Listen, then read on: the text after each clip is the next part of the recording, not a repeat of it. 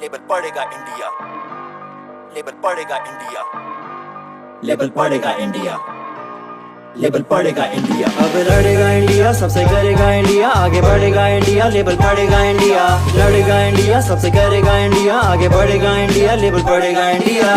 देखो देखो कुछ काला है इस दाल में, आम इंसान के निवाले पर सवाल है। मिलावट दिखावट बस यही इनकी चाल है, और इस चाल को बदलने के लिए कब से बेकरार है। Food industry is the name, मुनाफा is the game.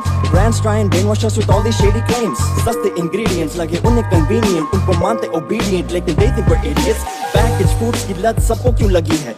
क्या इस देश में किसानों की कमी है? सही है, जागरूकता ही चाहिए, यही तो नहीं है, लेकिन अब हम रेडी है। अब लड़ेगा इंडिया, सबसे करेगा इंडिया, आगे बढ़ेगा इंडिया, लेबल पड़ेगा इंडिया। लड़ेगा इंडिया, सबसे करेगा इंडिया, आगे बढ़ेगा इंडिया, लेबल पड़ेगा इंडिया।